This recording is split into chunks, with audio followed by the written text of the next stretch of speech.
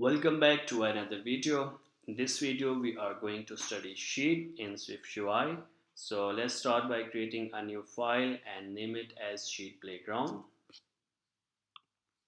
So sheet is actually used to present new view over existing one, and it allows user to drag down the view to dismiss it. So let's start by creating a new button in here. Maybe that says show sheet, and let's just give it a button style, board prominent. And for the sheet, we actually have two ways, two initializer that can create a sheet. Let's just see them. So if I type dot sheet, we can actually create sheet by using an item that should conform to an identifiable protocol. So it means that it has to be some data. And another way to create a sheet is by using this is presented that confirms that should confirm or should be a boolean. So let's just first start with the boolean version. So we need a state in here, so let's just write a new state and set it to false. And now since we have our state, so we can provide state to this boolean using a $sign and is sheet visible. And then for the content, let's just press enter for now.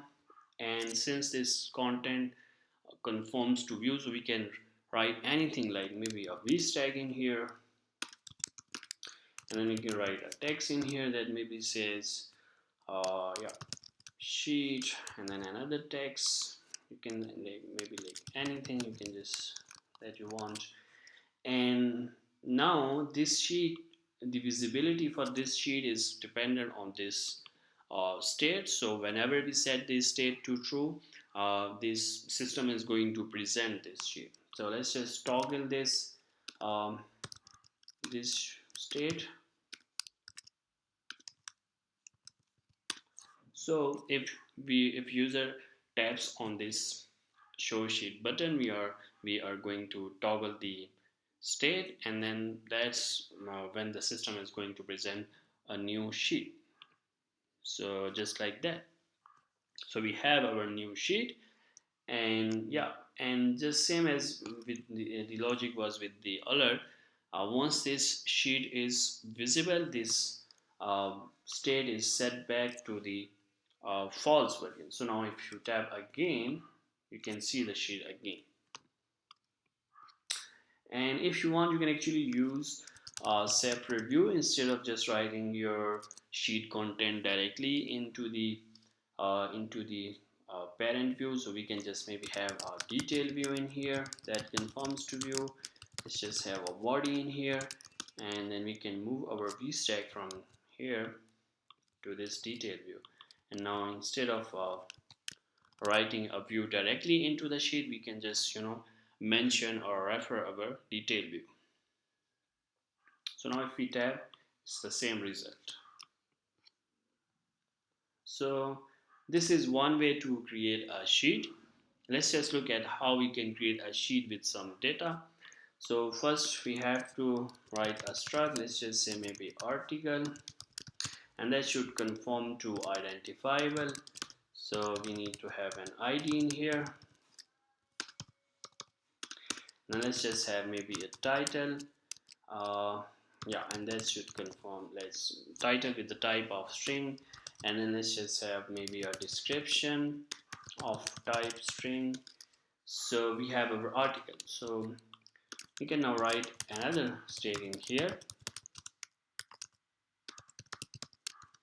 and let's just have a default value of nil. And now we can just commit of this sheet, and if we type dot sheet, we have this second version where it accepts an item that conforms to identifiable. We already have an item, so let's just provide our state to this sheet. And now now we can just press enter on this content, and we have our we have our data inside this block, so that we can provide this data to our detail view, so like just like that. And yeah, and now this state is not going to affect the visibility of our sheet, because we are no longer using this, and we are only using data object. And whenever that data is active, like right now it's nil, but whenever it has a value, this sheet is going to present itself. And let's just have an article in here, so that we can pass our article to this detail view, and then maybe we can just show article the title in here, and yeah, article dot description in here. And now we can create our detail view. Okay, sorry, this is not account, it should be article. And now we can pass our article to our detail view. So, and on the tab of this button, we are going to set our article. So we can just create a new object for the article, and title, let's just say how to use sheet in SwiftUI. And for the description, like maybe some description. And now if I tap on the show sheet button, we have our sheet, but this time this sheet is created by the uh, item that actually, or the data item that confirms to identifiable. So yeah, and then we can actually dismiss our sheet by dragging it down, but we can also use some environment object to dismiss the sheet. And environment is like something, it's a property wrapper. At the rate environment is actually a property wrapper that reads a value from views environment. For example, a device locale, device is in the dark mode or not, and something like this. And we are going to use two properties from this environment object. First is presentation mode, and remember that this presentation mode is actually used with iOS 14 or below. So if your app is targeting iOS 14 or below, you should use this one, because I think it's deprecated in the upper version. And if your app is targeting iOS 15 or later version, you can use this dismiss. So let's just see how we can use this environment object to dismiss the sheet with the help of a button. Sorry. So we are going to have let's just maybe have a button in here that says dismiss sheet.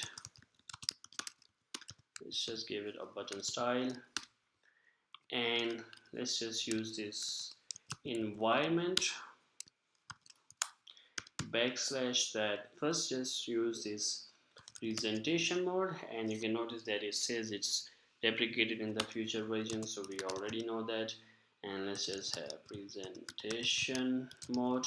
And now on when the user taps on this dismiss sheet, we can use presentation mode